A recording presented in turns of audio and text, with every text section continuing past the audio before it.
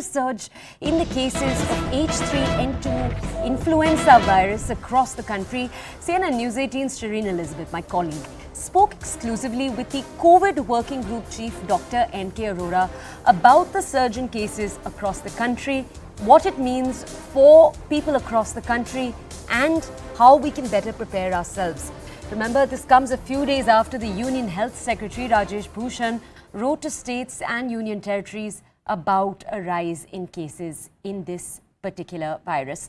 Take a look at this interview, and then after that, we'll connect with colleagues. We are seeing around 900 cases of H3N2, and there are about 500 cases of H3N2.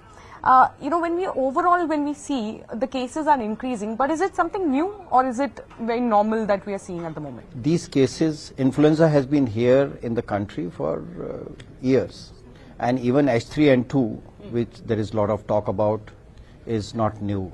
And H1N1 is pandemic influenza, which occurs all over the world. And it is good to have good awareness about it. And I must also say that now India has a very good surveillance program for influenza.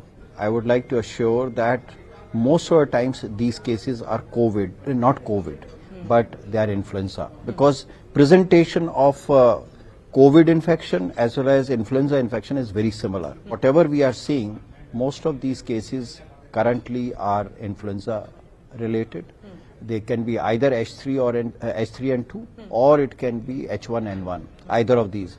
But the important point is that on the basis of symptoms, we cannot say what kind of influenza infection is this. All right, okay. But can you differentiate between a COVID symptom and an H3N2 symptom, or, because there are cases of COVID also now coming up. So how can one differentiate between the symptoms? So on the basis of clinical symptoms, it cannot be differentiated. They are very similar, but without a lab test, you cannot differentiate between the two. All right. So you suggest that if you feel that symptoms, then one should go ahead and get checked.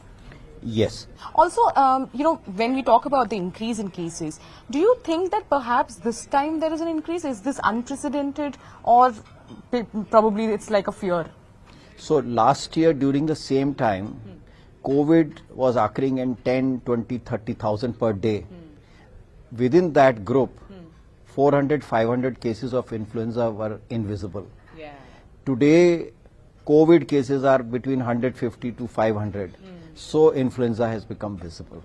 So it is very difficult, but looks like that because COVID is very less, we are able to get more of these cases. We feel that there is an increase, but no. Absolute increase, very difficult to say that. Right. And also I want to ask you is that though the symptoms of COVID and such influenza is very similar, but do you think that such influenza viruses are life-threatening like COVID-19 was once?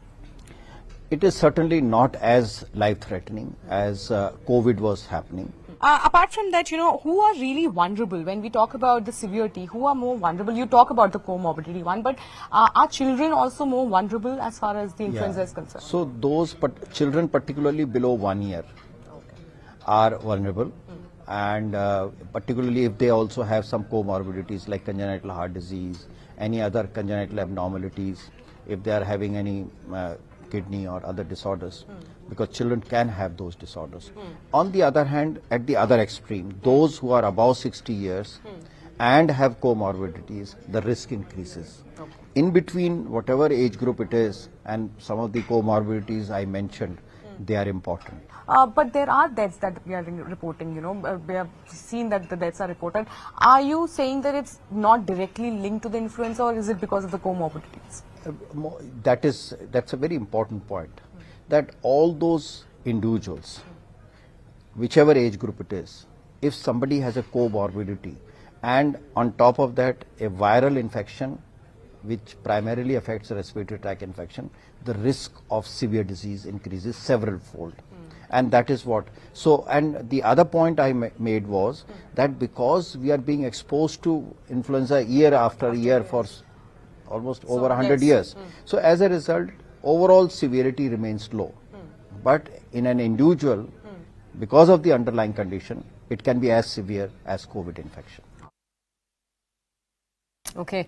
Remember, with summer right around the corner, experts do say there will be a gradual drop in the amount of influenza cases. Right now, it's time for a short break. On the other side, we return on Breaking News.